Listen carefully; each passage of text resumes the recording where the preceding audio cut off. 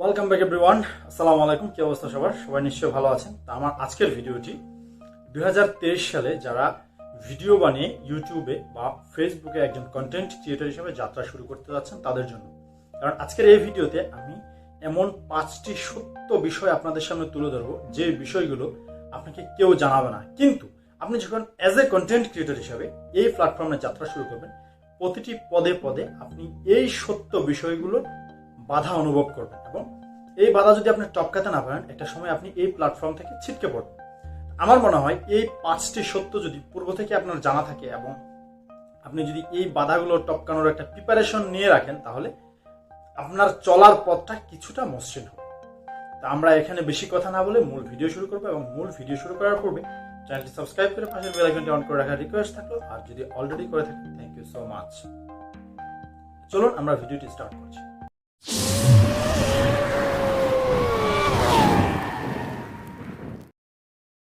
তো সর্বপ্রথম যে সত্যটি নিয়ে আমি বলবো সে সত্যটা হচ্ছে আপনার ভিডিও কেউ দেখবে না। দেখুন, আমি আপনাকে নিরুৎসাহিত করছি না, রিয়েলি আপনার ভিডিও কেউ দেখবে না। এর প্রধান কারণটি হচ্ছে আপনি এই প্ল্যাটফর্মে যেহেতু নতুন, আপনি খুব একটা ভালো করবেন না, যার জন্য আপনার ভিডিও কেউ দেখবে না। এর চেয়ে বড় কারণ হচ্ছে এই প্ল্যাটফর্মে আপনি নতুন বলে আপনাকে কেউ পাত্তা দিবে না। আপনি যত ভালো করে ভিডিও বানান না কেন, যদি ভালো করেও থাকেন সেই ক্ষেত্রেও আপনার ভিডিও কেউ দেখবে না, কারণ এই প্ল্যাটফর্মে আপনি নতুন, আপনাকে কেউ পাত্তা দেবে না। আপনি যত কোয়ালিটিফুল ভিডিও তৈরি করুন না কেন, আপনাকে কেউ পাত্তা দেবে না। আর এই পাত্তা না দেওয়ার ব্যাপারটা 6 মাস, 1 বছর, 1.5 বছর, এমনকি 2 বছর পর্যন্ত হতে পারে।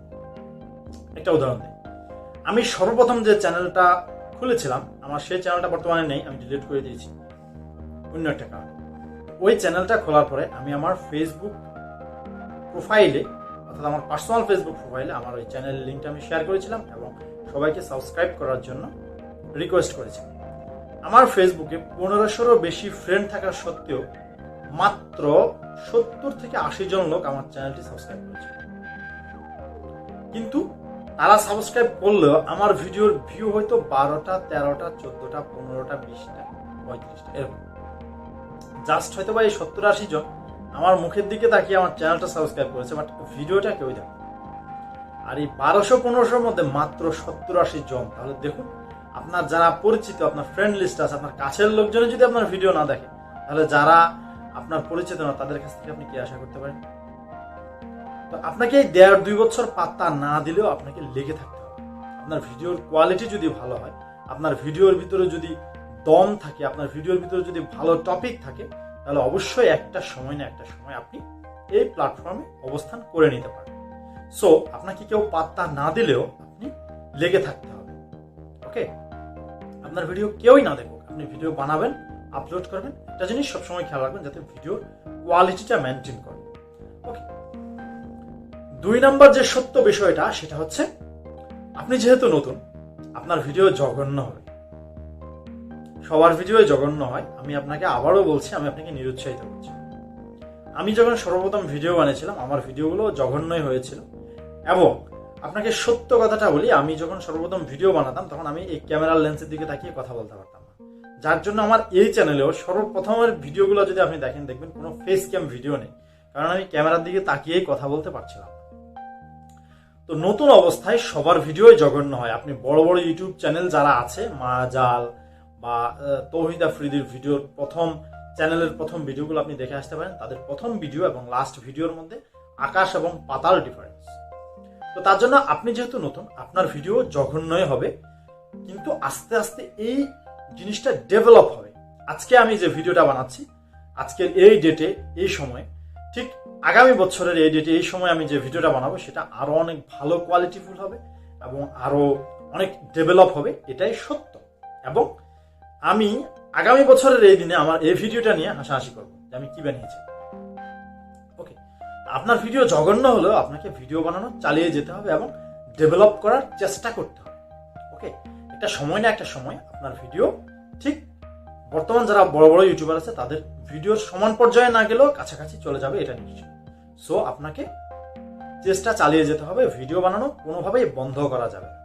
ওকে, আপনার ভিডিও খারাপ হচ্ছে বলে আপনি বন্ধ করে দেবেন, এটা কখনোই করা যাবে না। ওকে, 3 নাম্বার যে বিষয়টা হচ্ছে, আমাদের মনের ভিতরে একটা ধারণা থাকে যে ইউটিউবে ভিডিও করার জন্য আমার ভালো লাইটিং সিস্টেম লাগবে, মানে ইউটিউব স্টুডিও লাগবে, ভালো গিয়ার লাগবে, ফ্যান্সি সব camera, flash light, zoom lens, okay, এসব দরকার। আপনার মনের ভিতরে যদি এই জিনিসগুলো থাকে তাহলে আপনি ধরে নিতে পারেন যে আপনার কাজ করার ইচ্ছা নেই, আপনি জাস্ট এই কাজ থেকে বিরত থাকার একটা অজুহাত খুঁজছেন। দেখুন, আমার চ্যানেলে বর্তমানে 13,000+ সাবস্ক্রাইবার, এবং ভিডিওগুলোতে আমি বলবো ভালো ভিউ, 1-2টা ভিডিও আমার ভাইরাল আছে অলরেডি। আমার কিন্তু কিছুই নেই, অনলি একটা স্মার্টফোন এবং এই যে মাইক্রোফোনটা দেখতে পাচ্ছেন, এটা ছাড়া আমার আর কিচ্ছু নেই। আমার ইউটিউব স্টুডিও নেই, আমার লাইটিং সিস্টেম নেই, আমার ট্রাইপড নেই, কিছু নেই। আমি এই যে দেখুন, বর্তমানে জাস্ট একটা ক্যামেরা স্ট্যান্ডের উপরে বসিয়ে আমি ভিডিওটা শুট করছি।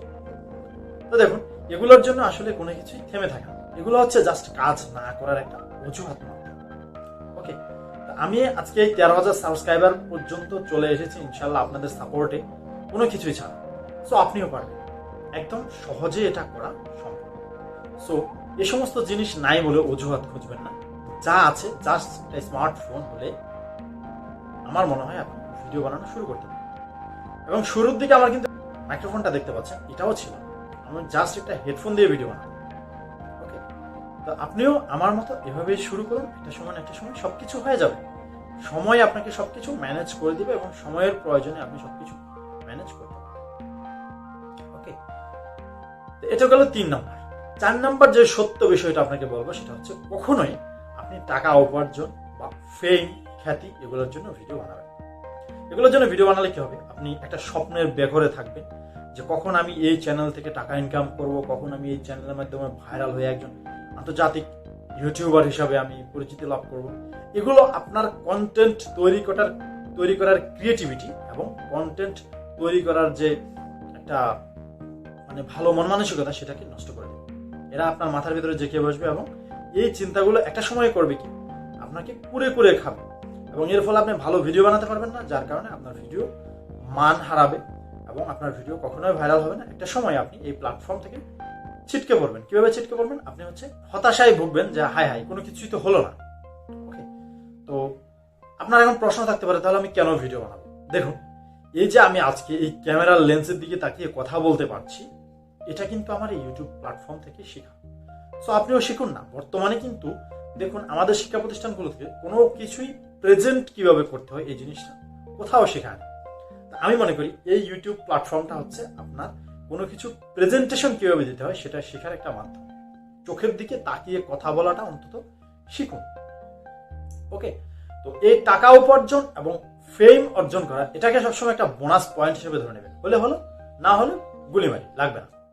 ওকে, আপনি সবসময় আপনার কন্টেন্টকে কিভাবে ভালো করবেন, আপনার ভিডিওর মান কিভাবে ভালো করবেন, ভিডিওর টপিকগুলো কিভাবে ভালো করবেন, সেই দিকে আপনার খেয়ালটা সবসময় রাখবেন।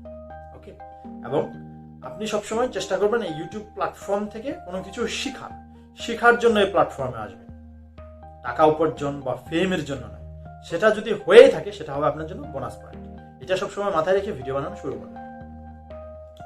আর সর্বশেষ যে সত্যটা আপনাদের সাথে তুলে ধরবো সেটা হচ্ছে, ওই যে প্রথমে বলছিলাম আপনাকে কেউ পাত্তা দেবে না। পাত্তা না দেওয়ার পরে একটা সময় যখন আপনি পাত্তা পাওয়া শুরু করবেন, তখন শুরু হবে আরেক খেলা। আপনাকে নিয়ে সার্কাজম শুরু হবে। কমেন্টে একটা লেভেলের লোকজন আপনাকে গালি দেওয়া শুরু করবে, আপনাকে নিয়ে বোলিং শুরু হবে, আপনাকে নিয়ে সার্কাজম করতে থাকবে। এবং একটা সময় আপনি দেখবেন এমন লোকজন আপনাকে নিয়ে সার্কাজম করছে যাদের কাছে আপনি কখনোই এটা আশা করেননি। এমন লোকজন আপনাকে নিয়ে হাসাহাসি করা শুরু করবে, সার্কাজম করা শুরু করবে, যাদের কাছ থেকে আপনি কখনোই এটা কামনা করেন। তারা আপনাকে নিয়ে সার্কাজম করা শুরু করবে। এই ধাক্কাটা সামলানোর মন মানসিকতা আপনাকে রাখতে হবে। যত বড় ধাক্কায় আসুক না কেন, এটাকে ঠেকিয়ে দিতে হবে। এই মন মানসিকতা শুরু থেকে আপনাকে তৈরি করতে হবে। আপনি সবসময় খেয়াল করে দেখবেন, নির্দিষ্ট একটা লেভেলের লোকজন এই কাজগুলো করে থাকে। ওকে, তো এরা এদের মতো করতেই থাকবে, কমেন্টে গালি দিতেই থাকবে, আপনাকে নিয়ে বোলিং করতে থাকবে। কিন্তু আপনাকে কখনোই এটা নিয়ে মন খারাপ করা যাবে না, এটা নিয়ে কখনোই মন মানসিকতাটাকে নষ্ট করে দেওয়া যাবে না, কখনোই এই প্ল্যাটফর্ম থেকে ছিটকে পড়া যাবে। আপনি আপনার কাজ করে যাবেন। তো সর্বপ্রথম কি বললাম, আপনার ভিডিও কেউ দেখবে না, তারপরেও আপনাকে ভিডিও বানাতে হবে। তারপরে যেটা বলেছিলাম সেটা হচ্ছিল, আপনার ভিডিও জঘন্য হবে, তারপরেও আপনাকে ভিডিও বানিয়ে যেতে হবে। আপনার হাইলি সেন্সিটিভ কোনো গিয়ারের দরকার হবে না ভিডিও বানানোর জন্য। নর্মাল একটা স্মার্টফোন দিয়ে আপনি ভিডিও বানাতে পারবেন। 4 নম্বরে বলেছিলাম যে আপনি কখনো টাকা এবং ফেমের জন্য ভিডিও তৈরি করবেন, শেখার জন্য ভিডিও তৈরি করবেন। ওকে, এবং সর্বশেষ যেটা বলেছিলাম, আপনাকে নিয়ে সার্কাজম শুরু হবে, সেটাকে ঠেকানোর জন্য, সেটাকে সহ্য করার জন্য মন মানসিকতা আপনার তৈরি করতে হবে। আমার মনে হয় এই 5টি বিষয় নিয়ে যদি আপনি শুরু থেকেই প্রিপারেশন নেন যে এই বিষয়গুলোকে আমি ওভারটেক করে আমি এই প্ল্যাটফর্মে যাত্রা শুরু করবো, তাহলে আপনার যাত্রাটা অনেক মসৃণ হবে। দর্শক, ভিডিওটা অনেক বড় হয়ে যাচ্ছে, আজ এখানেই শেষ করব। আমার এই ভিডিও দেখে যদি একজন নতুন ইউটিউবার বা নতুন একজন ফেসবুকার জীবনে কিছুটা উন্নতি হয়, সে যদি এখান থেকে কোনো কিছু শিখতে পারে, তবে আমার এই ভিডিওর সার্থকতা। আজ এখানেই বিদায় নিচ্ছি। আপনাদের সাথে দেখা হয়ে যাবে নেক্সট কোনো কন্টেন্টে, নতুন কোনো টপিক নিয়ে। ততক্ষণ পর্যন্ত সবাই ভালো থাকবেন, সুস্থ থাকবেন। আল্লাহ হাফিজ।